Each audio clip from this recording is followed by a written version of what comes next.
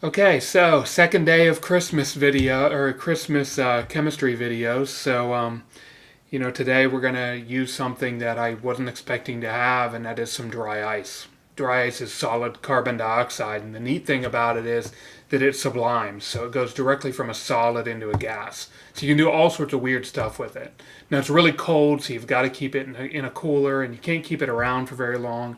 Um, but while you have it, you can have a lot of fun with it. So I'm going to show you a couple things that you might be able to do if you had dry ice.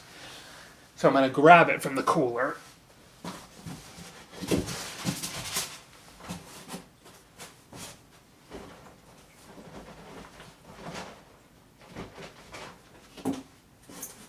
Sorry about that. It took a little bit longer than I thought, but you got to wear a glove because it's so cold, and you can see that it'll turn right into a vapor. So it's called dry ice because if you let it sit there, it will not. You won't get a puddle like you would with a liquid water ice cube, where it will melt and then you get a puddle of water. This will just be completely gone whenever you get done. So the way that you can sort of see that happen is you put it into water, because when you put it into water, it will bubble because you're heating up the dry ice. You're causing it to transform into the vapor form of carbon dioxide, so you get bubbles. Now the other thing is, as it bubbles, all right, it is so cold that it will cool the water and the water vapor that's along with it. So you get this cloud-like appearance. A lot of times people will call that smoke, but it's not smoke. It's like a cloud. It's water vapor.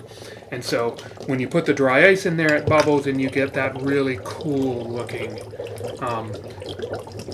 type of experiment, I guess. Cool visual. It's really cool at Halloween. I've actually put this into pumpkins and things before to make it look like there's like a fog coming out of the pumpkin, the carved pumpkin face, which is kind of cool. Now, one other thing that I really like to do with dry ice is I like to make bubbles, and I like to capture bubbles. So in order to do that, you have to use some soap. And so here I've got this one of our kitchen bowls, and I've put some water in it, and I've put some soap, and that makes bubbles, of course, but we want really, really strong bubbles so that we can do some cool stuff with it. And so you have to add something that sort of helps the water molecules hold themselves together whenever they're in that bubble, or as part of that bubble, and the soap molecules as well hold each other together tight. So normally what I would use if I were in the lab is glycerin, and yeah, it just so happens I have someone at home, so I have a little bottle, but this isn't what I used. I actually pulled out of the cabinet some corn syrup, and if you put a little corn syrup in with the soap and the water, it makes the soap bubbles really, really tough.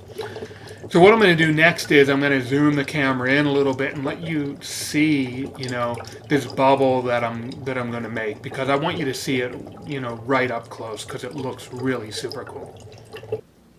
Okay, so here's what I like to call the monster bubble, a big bubble from dry ice.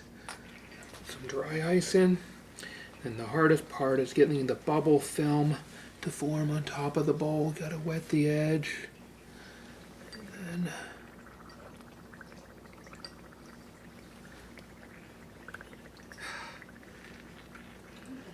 nope, got too much bubble solution inside of it.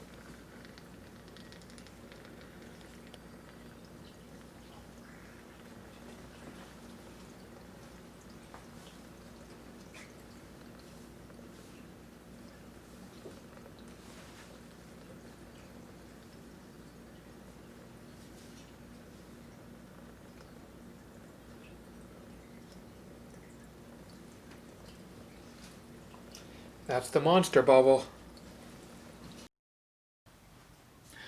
Welcome back to Kitchen Chemistry. I'm John.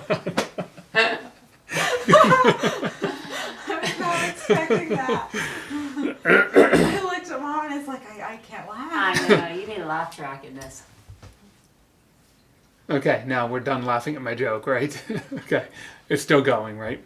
All right.